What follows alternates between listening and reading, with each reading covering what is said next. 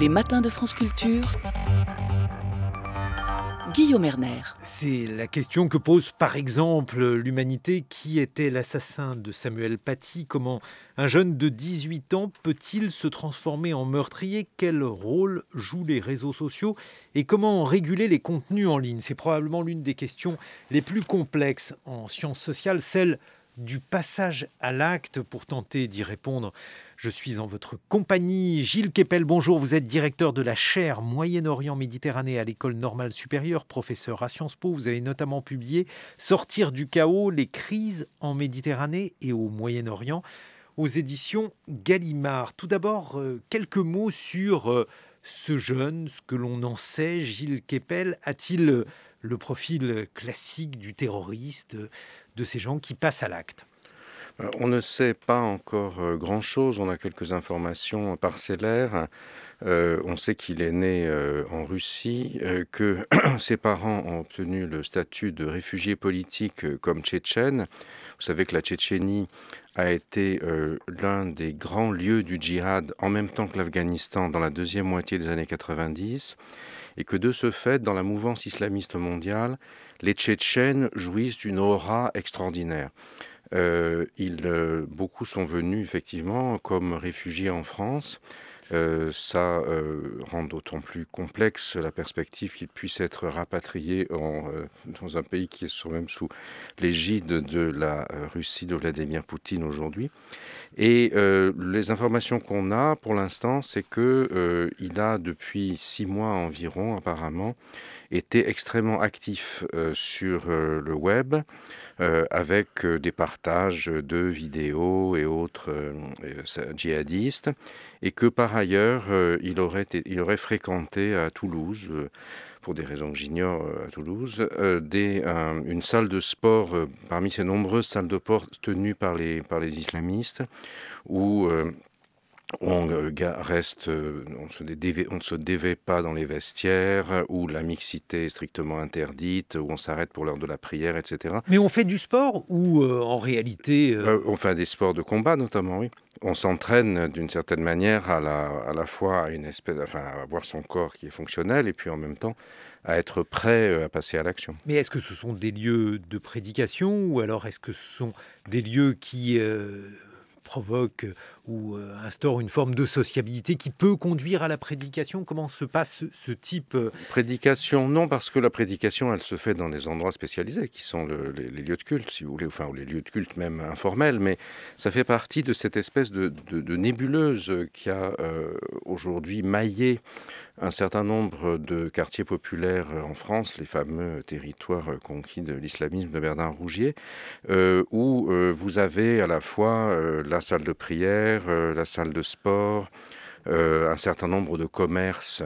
dans lesquels on va halal, dans lesquels on va faire ses courses, etc. Et la crèche tenue par les femmes voilées, donc qui crée une espèce si vous voulez, pour parler d'un terme sociologique, d'habitus islamiste, de normes qui va rendre justement l'école entre guillemets de la République, un lieu d'autant plus aberrant et qui fait que les élèves qui sont passés par cette socialisation vont se regrouper et s'insurger contre tout ce qui leur paraît ne pas aller dans leurs normes, si vous voulez. Alors, montrer des caricatures, par exemple, ça déclenche des interventions immédiatement. J'ai reçu depuis hier, depuis que j'ai publié un papier dans une tribune dans Le Monde à ce sujet, énormément de courriers d'enseignants que je ne connaissais pas et qui me décrivent cette ambiance à laquelle ils sont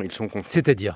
C'est-à-dire que autrefois, dans un autrefois peut-être mythique, je ne sais pas, vous aviez le professeur avait la capacité en classe d'être celui qui disposait de savoir au singulier et au pluriel, qui n'était pas a priori contesté par l'élève. Or là, ils anticipent, beaucoup d'entre eux, que tel ou tel sujet ne peut pas être abordé, sauf à déclencher, alors au pire et au plus exacerbé, ce qui s'est produit à Conflans-Sainte-Honorine, mais un chahut, des altercations, etc. Et dans le fameux pas de vague, entre guillemets, très critiqué aujourd'hui, qui semblait être la norme dans certains endroits, ils ont préféré leur tranquillité en se disant, après tout, on est mal payé, etc. Donc c'est quelque chose qui est assez préoccupant parce que, si vous voulez, c'est cette espèce d'islamisme à bas bruit.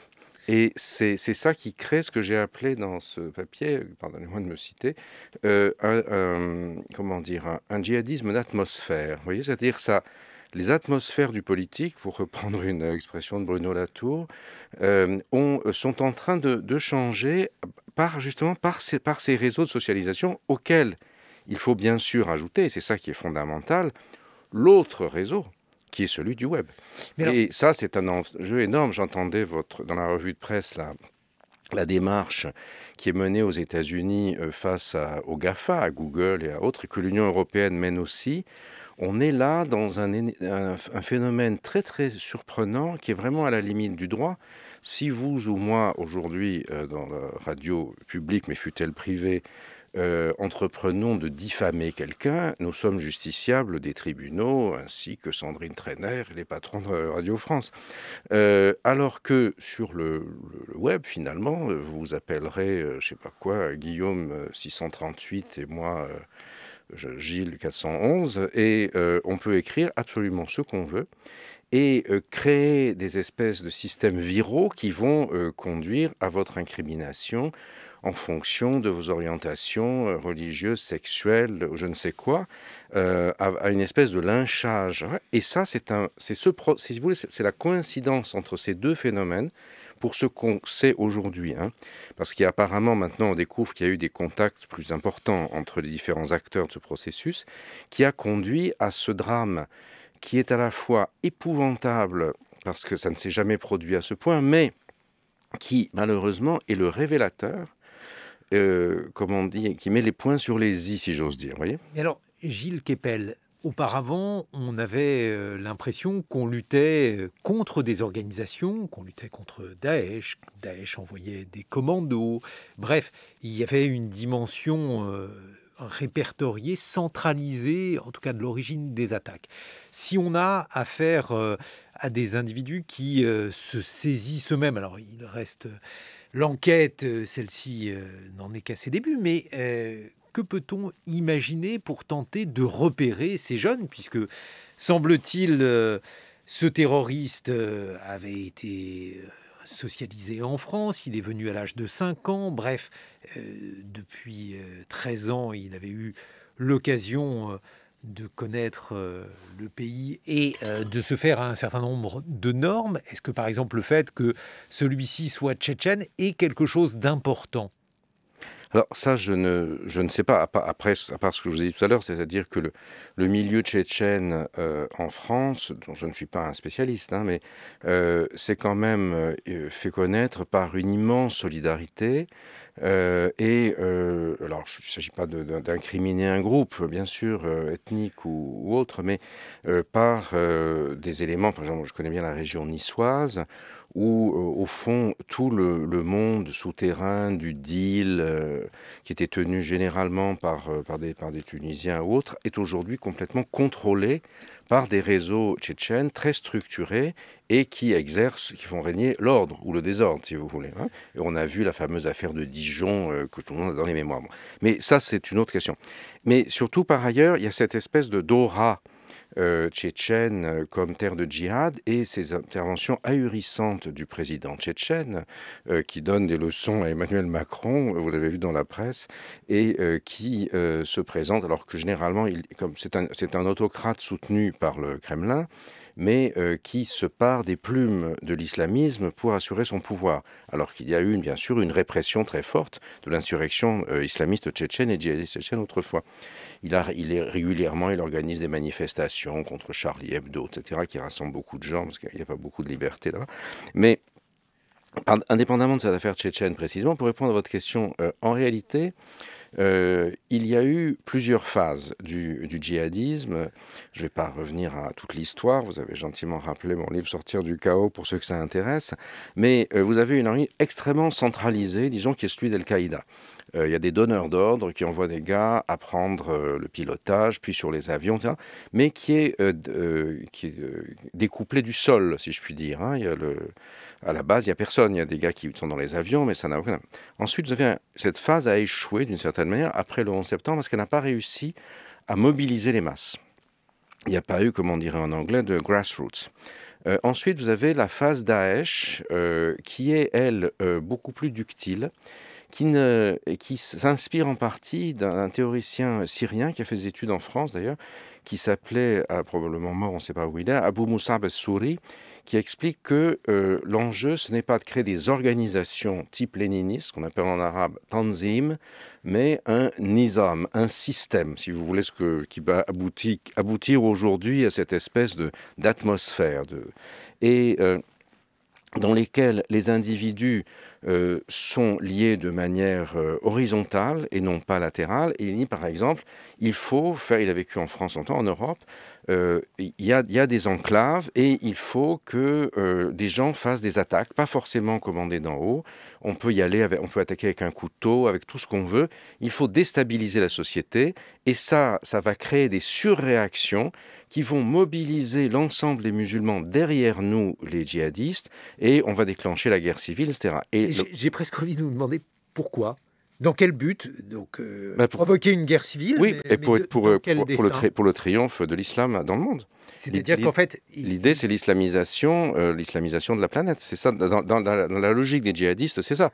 C'est-à-dire, selon eux, dans leur lecture des textes sacrés, l'islam a été révélé pour que la planète tout entière lui obéisse. Si je vous dis cela, c'est parce que l'autre discours qui a souvent été entendu chez les terroristes est que ces attaques n'étaient que des attaques de défense ou de réponse par rapport à ce que l'Occident faisait en Irak ou en Israël. En Syrie, oui, bien sûr. Ou en Syrie surtout. Pour Daesh, c'était ça. Moi, j'étais souvent en prison, peut-être pas assez selon certains de mes collègues d'ailleurs, qui auraient voulu que j'y reste, mais dans les débats avec les djihadistes en prison, les gars me disaient, mais de toute façon, qui est-ce qui tue le plus? C'est vous ou c'est nous? C'est vous, car vous avez bombardé les enfants innocents en Syrie, donc finalement, la loi du talion justifie que. Mais ça, c'est la logique des djihadistes. Alors après, on peut l'entendre sociologiquement, mais c'est pas... Ce que je veux dire par là, c'est que le fait de provoquer une guerre civile en France ou dans d'autres lieux qui seraient peuplés d'infidèles est un but différent de celui de se venger de je ne sais quelle agression, Gilles Kepel. C'est confondu, si vous voulez, parce que c'est une vision globale qui dit que c'est normal, les infidèles, les impies, les koufars veulent se défendre contre la progression inéluctable de la vérité et que donc on doit réagir. C'est ça que ça veut dire. Ça veut dire que ce jeune homme, alors là aussi, si ça vous ennuie pas, je voudrais revenir sur votre question, la fin de votre question parce qu'elle est très importante et j'ai pas eu le temps d'y répondre.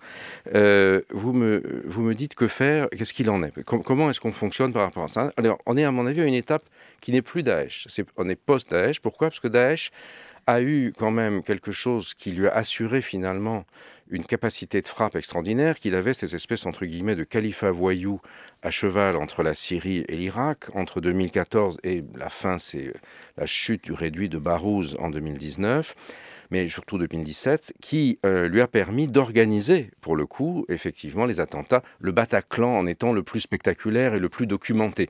Probablement les autres aussi, mais il manque des chaînons pour le prouver aujourd'hui. Là, on est dans une logique qui est nouvelle, qui en fait est probablement qui est beaucoup plus compliquée à identifier parce que, comme vous l'avez justement noté tout à l'heure, les services de renseignement ou autres répertoriaient des organisations comme ils faisaient à l'époque du communisme, de l'extrême gauche, de l'extrême droite, etc. Là, on n'est plus dans une logique organisationnelle du tout. On est au bout du processus qu'avait promu Abu Musab al-Souri, qui va être un processus d'atmosphère qui mêle le virtuel et le réel, comme je l'ai dit tout à l'heure. Mais surtout, il y a à la racine de tout ça une conception de la religion qui est portée au paroxysme par une formule en arabe qui est un peu le motto des islamistes, des djihadistes en particulier, des salafistes et aussi des frères musulmans pour beaucoup d'entre eux, qui se dit en arabe « el-wala wal-bara'a ». Ça veut dire quoi? El-wala, ça veut dire l'allégeance exclusive à la doctrine dans sa dimension la plus rigide, la plus dogmatique, qui fait qu'il n'y a pas d'autre loi qui peut s'appliquer sur Terre que la charia dans son interprétation la plus littérale. Et el-bara'a, qui est le concept le plus important d'une certaine manière, c'est la rupture ou dans le patois salafiste aujourd'hui, francophone, c'est-à-dire se désavouer d'avec. C'est une expression bizarre. Oui, je me suis désavoué d'avec les koufars. C'est-à-dire je refuse tout contact avec ce qui n'est pas ce à quoi je fais allégeance. Et c'est ça qu'on pourrait appeler d'une certaine manière le séparatisme, qui est identifié et stigmatisé comme tel par le projet de loi à la suite du discours d'Emmanuel Macron aux Mureaux le 2 octobre, les Mureaux qui sont un lieu où il y avait le commissariat dont l'un des membres, Jean-Baptiste Salvin, a été poignardé de manière atroce avec sa jeune femme devant leur bébé à leur domicile de Magnanville, et ce qui a donné ensuite lieu à une fatwa prononçant la condamnation à mort d'un certain nombre de personnes dans votre serviteur. Et c'est quelque chose de très important parce que cet esprit doctrinal de wala wal bara, c'est-à-dire la justification qu'il y a un séparatisme. C'est culturel, si vous voulez. On n'est pas dans la même culture. On n'a rien à faire avec eux. Ça va se traduire pourquoi? À l'école, nous faisons allégeance à la culture qui est passée par les réseaux sociaux, par les fatwas du web, si vous voulez, par le cercle sportif islamiste, etc., et par la prédication à telle mosquée comme celle qui a été dissoute, semble-t-il, enfin fermée, semble-t-il. Et voilà. Et après, quand on va dans le monde de l'école, c'est un monde qui est hostile et étranger, qui est perçu comme ennemi. C'est l'école des koffars, si vous voulez, et des infidèles. Et donc, le processus par lequel la République a intégré les populations originaires de partout dans le monde, vous et moi, si j'ose dire, est aujourd'hui sinon en échec, du moins mise en crise, parce que vous avez une population scolaire qui refuse ce processus même au nom de cette dogmatique, vous voyez. Et ça va créer, ça va passer de ce que Rougier appelle aussi l'islamisme à bas bruit, si vous voulez, au djihadisme, au passage à l'acte. Et donc c'est tout ce processus aujourd'hui qui nécessite une transformation législative. De même que après l'affaire du voile à Creil en 1989, il y a eu 15 ans d'atermoiements et de disputes juridiques, d'aller-retour au tribunal administratif, au Conseil d'État, de la part des proviseurs et autres directrices de collèges et de lycées qui passaient leur temps dans les prétoires au lieu de pouvoir s'occuper de pédagogie. Il a fallu qu'il y ait la commission Stasi et la loi sur les signes religieux à l'école du 15 mars 2004 pour que les collèges puissent fonctionner. De même, aujourd'hui, face à ce type de phénomène, il est nécessaire de reconstruire, de restructurer l'arsenal juridique. C'est justement l'objet de ce débat sur la loi à propos du séparatisme, ou comme on voudra l'appeler. Gilles Kepel, on vous retrouve dans une dizaine de minutes. Sortir du chaos, les crises en Méditerranée et au Moyen-Orient, c'est aux éditions Gallimard. On va continuer de s'interroger sur les conditions du passage à l'acte et vous serez rejoint par une historienne, notamment spécialiste des génocides, Annette Becker. 7h-9h, les matins de France Culture, Guillaume Erner. Et aujourd'hui, jour d'hommage national à Samuel Paty, le professeur assassiné par un terroriste islamiste vendredi dernier à Conflans-Sainte-Honorine. On tente d'évoquer les rouages du passage à l'acte et c'est la raison pour laquelle je suis avec Gilles Kepel, directeur de la chaire Moyen-Orient Méditerranée à l'École normale supérieure, professeur à Sciences Po. Vous avez notamment publié Sortir du chaos, les crises en Méditerranée et au Moyen-Orient, et nous accueillons Annette Becker. Bonjour Annette Becker. Bonjour.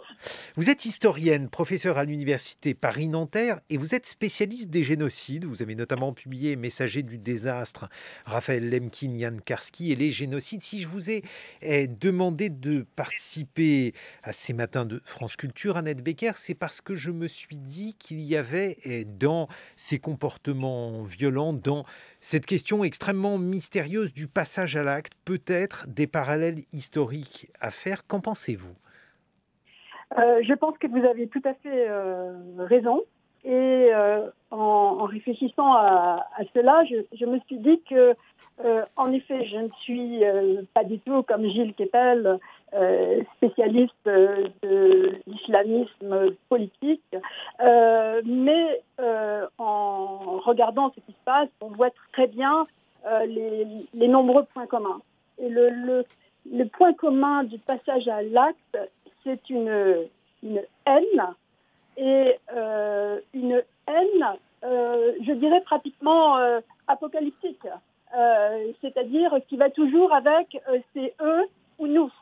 Et c'est quelque chose que Gilles Kepel a dit tout à l'heure et qui est très très visible dans cette espèce de retranchement de ceux qui croient qui ont la vérité.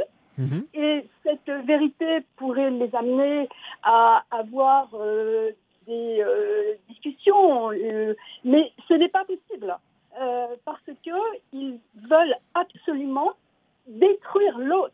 Et c'est cette volonté de destruction qui fait extrêmement, extrêmement peur. Je vais faire une grosse... je vais exagérer un peu en citant une de Charlie Hebdo, celle de la semaine dernière, due à Coco, séparatisme, il est encore temps d'agir, et vous avez le président Macron tout petit, essayant de couper quelques poils dans une barbe gigantesque d'islamiste.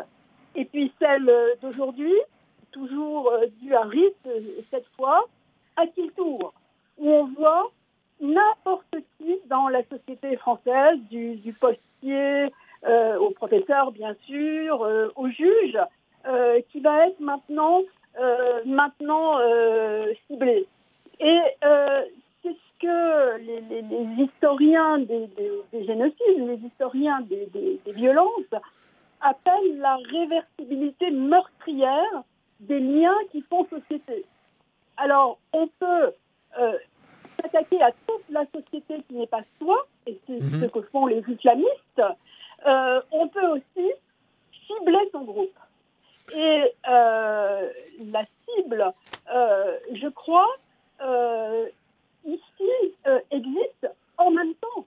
Et il ne faut pas oublier qu'il y a d'abord eu une école de ciblés avant le crime contre Samuel Paty et les professeurs en général. Et je suis particulièrement émue parce que je suis un professeur d'histoire.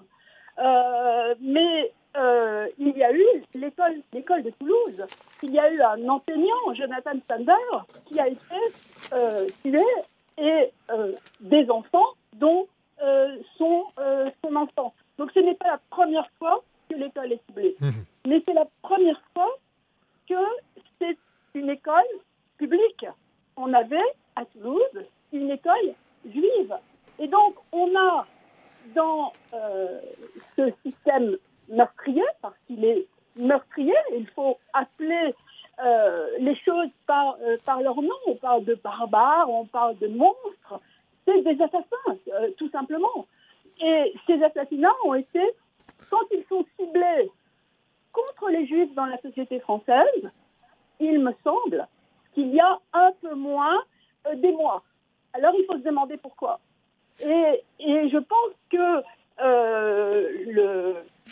l'obscurantisme de ces assassins est dans un cadre mental. Et c'est ça que font les historiens, c'est se discuter ce cadre mental, essayer de le comprendre, de le percer. Je prendrai un exemple historique terrible, mais qui me semble beaucoup ressembler.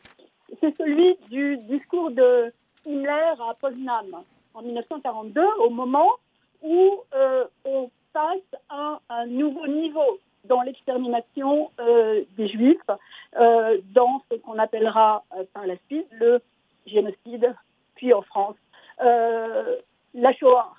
Eh bien, Himmler doit encourager ses troupes, parce que certaines des troupes, eh bien, trouvent que c'est pas facile de tuer tant de gens à la fois. Et Himmler leur dit, attention, c'est nous ou eux. Et si on ne tue pas aussi les femmes et les enfants, eh bien, ils reviendront se venger. Vous voyez cette espèce de logique qui met à bas tout sentiment d'humanité. Et si on appelle cela un crime contre l'humanité, ce n'est pas le hasard, évidemment, tout sentiment d'humanité, parce que ce que pense le groupe en question, eh bien, va donner sa survie. Et si on ne tue pas la cible en face, quelle que soit cette cible, eh bien, on va finalement être abattu soi-même. Et c'est pour cela que ce côté meurtrier, c'est extrêmement peur. Et je pense que il est largement temps qu'on essaye d'y mettre fin. Alors, justement, Gilles Kepel, sur les mesures qui ont été annoncées par le gouvernement et pour tenter de comprendre justement les rouages du passage à l'acte. Lorsqu'il s'agit, par exemple, de fermer la mosquée de Pantin, et de dissoudre cette association Cheikh Yassine. Peut-être allez-vous nous dire quelques mots sur cette association, Gilles Kepel. Quel est le lien de cause à effet? Est-ce que ce type de discours a aujourd'hui une efficacité sur ces jeunes gens qui passent à l'acte et donc les supprimer pourrait endiguer quelques-uns de ces actes meurtriers? Est-ce que c'est uniquement une question d'atmosphère? Bref, votre sentiment à ce sujet. Je voudrais revenir en un mot sur quelques-uns des points qu'a soulevé Annette Becker avant, qui sont très importants. Il y a bien sûr la destruction de l'autre, ce qu'elle a appelé très justement la réversibilité des signes, mais il y a aussi l'épuration du groupe. Et les attentats de Toulouse et Montauban de 2012, de Mohamed Merah, qui sont le début de cette affaire et qui ont été totalement incompris à l'époque. Le patron de la DGS, enfin du service de renseignement intérieur, qui avait un autre nom à l'époque, continuant à seriner que c'est un loup solitaire, alors qu'on avait parfaitement identifié quel était son mode de fonctionnement, enfin c'était n'importe quoi, a sélectionné deux types de personnes. Donc les enfants juifs de l'école, comme l'a rappelé, et leur professeur, comme l'a rappelé Annette Becker, un symbole absolu de l'autre et du mal, etc. Et également les militaires supposés musulmans de faciès, qui étaient des traîtres au groupe. Alors il y avait des Guadeloupéens qui n'étaient pas du tout musulmans, mais ils étaient bruns de peau, et des traîtres au groupe qu'il fallait absolument éliminer, c'est-à-dire non seulement on tue l'autre, mais on purifie le groupe fantasmé auquel on appartient.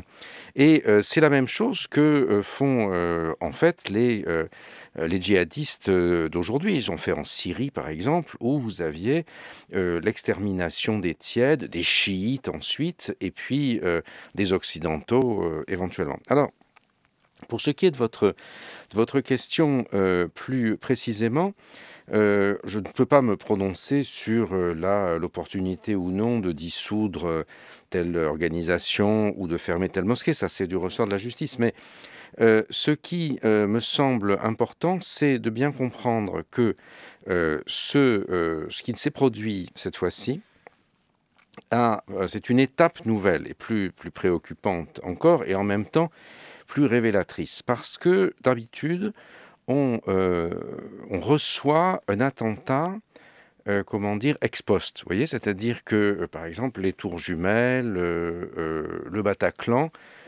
il y a l'attentat qui se produit, et ensuite, on n'a rien vu venir avant, et l'enquête doit remonter, une espèce de mouvement ascendant pour retrouver les connexions. Là, c'est très différent. Là, on a d'abord ce père d'élève sur lequel l'enquête révélera un certain nombre de choses. Bon, c'est quelqu'un qui appartient quand même à cette mouvance islamiste très active. Sa sœur ou sa demi-sœur est partie rejoindre Daesh en Syrie. Elle est apparemment dans un camp des Kurdes aujourd'hui dans le nord-est syrien. Il a lui-même agité ciel et terre pour la faire revenir en France à titre humanitaire. Bon, un personnage que mes étudiants et autres qui travaillent sur ces réseaux connaissaient bien parce qu'il était ami avec à peu près toutes les stars de cette islamosphère et djihadosphère française sur le web, donc qui mène cette offensive. Puis, qui est relayé par un agitateur spécialisé, le sexagénaire Sifraoui, que tout le monde connaît depuis longtemps, non, toujours très habile. Tout le monde enfin, disons, les gens de mon genre, disons. Mais non, mais c'est parce que son discours, le discours de Sifraoui, il faut rappeler quel est le discours de cet homme, quel niveau dans l'espace public d'antisémitisme. Vraiment un discours tout à fait c'était un dosage assez élevé, effectivement. Mais si vous voulez, c'est quelqu'un qui, justement, jouait, alors là, ça semble s'être arrêté maintenant, mais jouait à merveille si j'ose dire, du double registre. Il a toujours été très attentif à ne pas enfreindre les lois, si vous voulez. Il est allé dans la provocation, mais il est allé avec Dieudonné, il a fait ce que vous voulez, mais rien qui permette... Tu fais la moue parce que ça ne trompait personne. Non, mais parce que oui, bien sûr, mais rien qui permette à un juge de l'emprisonner, si vous voulez. Et ensuite, vous avez la fin du processus qui est la décapitation, ce truc absolument monstrueux. Et c'est ça qui est nouveau. Alors du coup, qu'est-ce que ça signifie dans cette opération, pour répondre à votre question, de dissoudre l'association, enfin le groupement de fait, que Emmanuel Macron a appelé le groupement de fait Cheikh Yassine, qui n'est pas une association de 1901. Et qu'est-ce que ça signifie de fermer pour 6 mois telle mosquée, celle de Pantin? Ça signifie quoi? Ça signifie que les autorités souhaitent viser des relais, si vous voulez, qui font le lien entre le monde du web, la décision individuelle, et puis l'assassinat. Et ça, c'est quelque chose qui s'inscrit précisément dans la réflexion sur la loi, ou sur le projet de loi, sur le séparatisme islamiste, ou je ne sais comment il va être appelé. Et moi, il me semble que ce débat sur la loi doit être un élément civique extrêmement important, si vous voulez, parce qu'on a entendu tout à l'heure votre collègue nous parlait des débats à l'Assemblée nationale de la gauche et de la droite. Bon. D'abord, il est tout à fait normal que le débat, voire les oppositions virulentes à l'intérieur d'une société, s'expriment dans le cadre de l'Assemblée. C'est à ça que ça sert. À l'Assemblée, on se dispute, on n'est pas d'accord, on exprime ses positions. On essaye de l'emporter, mais une fois que la majorité s'est prononcée, c'est la loi et chacun s'y plie. Mais en même temps, ce qui est très important, c'est d'arriver à comprendre comment on peut, dans un projet comme celui-là, qui est d'ampleur nationale véritable, qui pose des problèmes de survie de notre société telle que nous souhaitons qu'elle fonctionne, il peut y avoir un phénomène, disons, de catharsis, si vous voulez. Et je crois en particulier qu'il est intéressant de voir ce qui s'est produit. On a M. Saïs, Frédéric Saïs, a souligné les ambiguïtés de Jean-Luc Mélenchon ou de certains à gauche qui étaient allés à la manifestation appelée par le comité contre l'islamophobie en France, qui, lui encore, est donc dans le collimateur, disons, on ne sait pas ce qui va lui arriver, c'est dissoudon la semaine prochaine. Et on voit bien que là, vous avez quelque chose qui pose des problèmes, parce que ces gens qui ont soutenu le CCIF, en même temps, leur base sociale et leur relais culturel, c'est typiquement dans des enseignants de collège, etc., qui se trouvent être la victime par excellence là, en l'occurrence, du terrorisme. Oui, et ça, là, il y a quelque chose qui est très important. Alors, je crois que ça, il y a toute une éducation, il y a un processus véritablement éducatif à mener dans l'élaboration de ce projet de loi. Moi, je souhaite que le président de la République et le Premier ministre ouvrent assez largement le débat sur cette loi, parce que c'est une loi qui devrait, à mon sens, être soutenue de manière très ample par l'ensemble de notre société et faire un consensus maximal. On a parlé, je m'arrête là, de la loi de 1904 sur les signes ostentatoires. Bon, moi, j'étais à la commission Stasi, donc je faisais partie de ceux qui ont favorisé cette loi, bien sûr, je suis favorable, mais elle a été évidemment très contestée, elle a été très mal expliquée. Et là, par exemple, moi, j'ai émis le souhait que le discours du président au Muro soit traduit en anglais, soit traduit en arabe, parce qu'on a eu des feedbacks du côté arabe qui ont été assez négatifs pour l'instant. Et parce que tout ça n'a pas été expliqué. Et j'ai l'impression qu'il y a un travail de pédagogie à faire et que ce défi est tel pour notre société qu'il ne faut pas qu'on se rate, vous voyez, hein. La loi de 2004 que vous évoquiez, Gilles Kepel. Annette Becker, vous qui êtes une historienne notamment des génocides et des crimes de masse, je vais faire quelque chose qu'il ne faut pas faire, faire des parallèles historiques. Là, avec ce terroriste, on a affaire à un homme extrêmement jeune. Et lorsqu'on lit un certain nombre de biographies de personnes qui ont eu un rôle, parfois d'ailleurs de premier plan, dans le génocide des Juifs, on est frappé par leur jeunesse et par le caractère très anomique de ces individus, c'est-à-dire des gens qui cherchaient, alors qui assez souvent cherchaient à réussir, qui étaient prêts éventuellement à tout pour réussir. Est-ce qu'il serait possible de faire un parallèle ou de tirer des enseignements ? Je crois qu'il ne faut pas exagérer le profil anonyme des nazis. Au contraire, les spécialistes actuels montrent combien d'entre eux étaient des Allemands ordinaires, pour beaucoup ayant fait des études de droit. Et au contraire, le juridisme... Ce n'est pas ça que je veux dire. Ce que je voulais dire par anomique, c'était le fait qu'il y avait des orientations. Alors, je vous prends un exemple précis. Lorsque vous relisez Eichmann à Jérusalem d'Arendt, eh bien, Arendt vous explique qu'Eichmann, au moment de s'impliquer dans le parti nazi, parce que celui-ci est... en quelque sorte introduit par Kaltenbrunner, qui a été un grand SS, eh bien Eichmann hésitait entre le parti nazi et la franc-maçonnerie, ce qui est pour le moins le signe d'une certaine désorientation mentale. Est-ce que ce type de manque de boussole, voire d'absence complète de boussole, avec des jeunes qui, là aussi, oscillent entre des parallèles complètement étonnants, est-ce que ça peut être aussi une piste ou, je ne sais pas, un parallèle à suivre? Je suis obligée de vous contredire sur Eichmann de nouveau. Les travaux depuis le fameux article d'Hannah Arendt ont montré qu'il n'était pas si déboussolé que ça, Eichmann. Et donc, je crois que non. Je crois que il faut réfléchir, je dirais, avant le passage à l'acte, aux violences symboliques, aux violences verbales, à la haine. Et on trouve tout ça chez nos jeunes djihadistes et chez les vieux aussi. Vous parliez tout à l'heure de ces gens qui sont doubles et qui ont l'air de respecter vaguement la légalité, mais qui sont en fait pleins de haine. Il faut analyser ces discours avant d'analyser les passages à l'acte. Et on voit quelque chose qu'on trouve toujours et qu'on trouve aussi chez Eichmann ou chez Kruger, une animalisation de celui qu'on prend pour cible ou une réification. Et on le voit tout le temps. Mais je veux dire, c'est quelque chose qu'on ne prend pas assez au sérieux.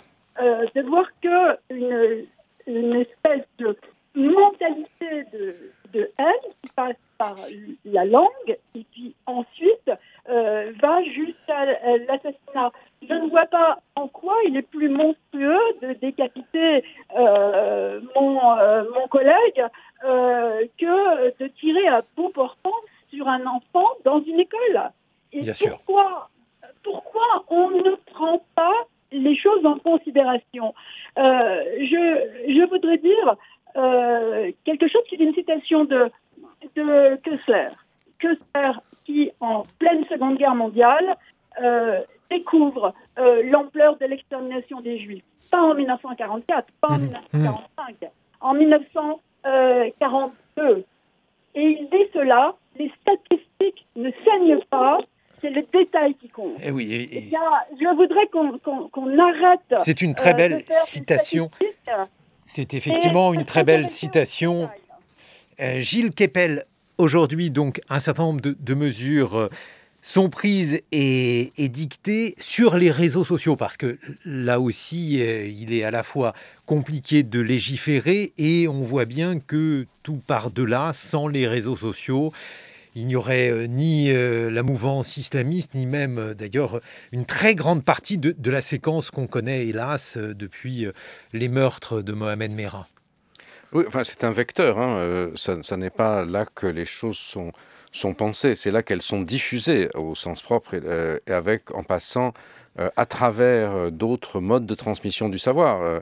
Combien parmi nous, ici, dans cette radio hyper intellectuelle, lisons encore véritablement des livres par rapport au temps qu'on passe à regarder des informations, y compris pour écrire des livres sur le téléphone.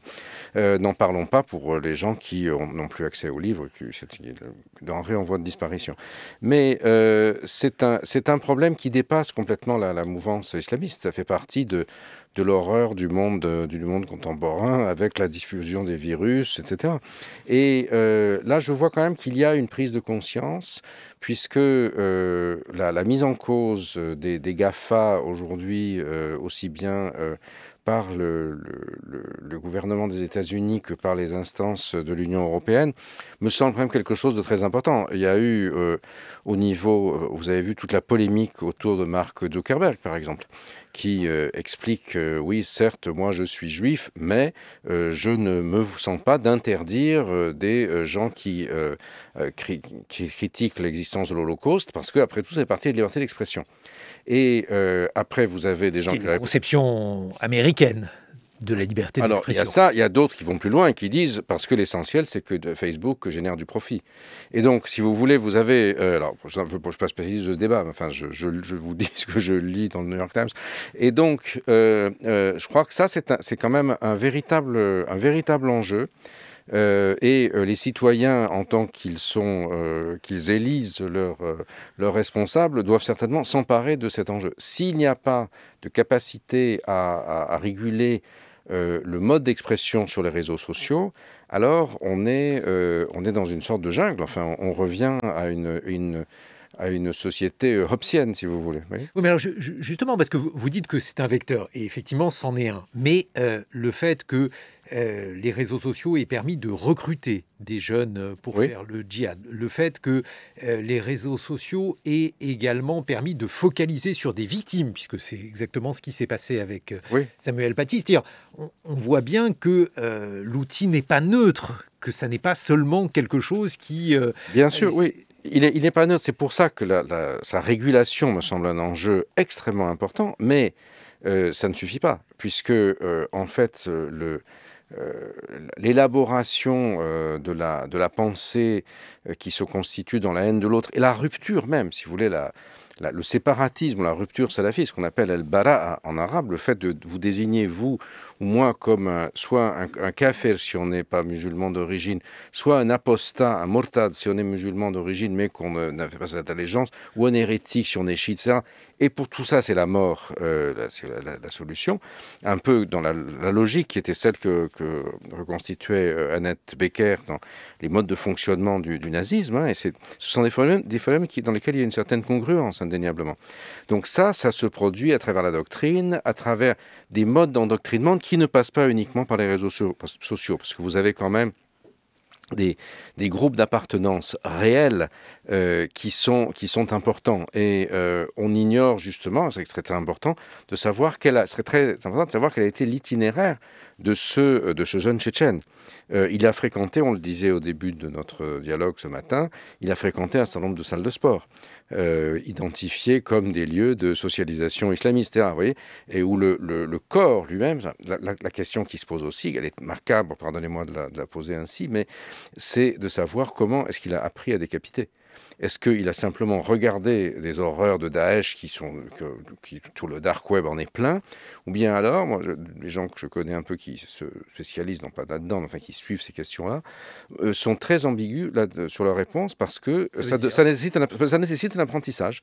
C'est-à-dire, il ne suffit pas de regarder sur les réseaux sociaux. Il faut que quelqu'un vous apprenne à le faire. Parce que là aussi, ça fait penser à ce qui avait été dit sur la Première Guerre mondiale, où on parlait par exemple d'une brutalisation. C'était l'historien Georges Mossé qui en parlait. La brutalisation, notamment d'ailleurs par les gymnasiums, c'est-à-dire les sociétés de gymnastique allemandes de l'époque.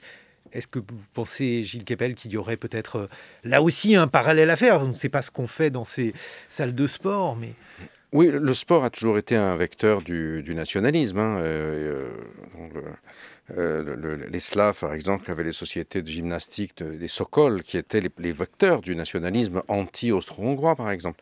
Mais effectivement, si vous voulez, toutes les sociétés totalitaires poussent à l'extrême le mens sana incorpore sano. Il faut qu'il y ait un corps qui abandonne ses vices, sa débauche et sa faiblesse pour être mis au service du projet. Bon, on a le stade de Nuremberg en étant le symbole par excellence, pour continuer sur la lancée d'Annette Becker. Mais alors, on a effectivement ça. C'est très important parce que c'est aussi une manière de construire sa représentation de soi, sa force, sa capacité d'action.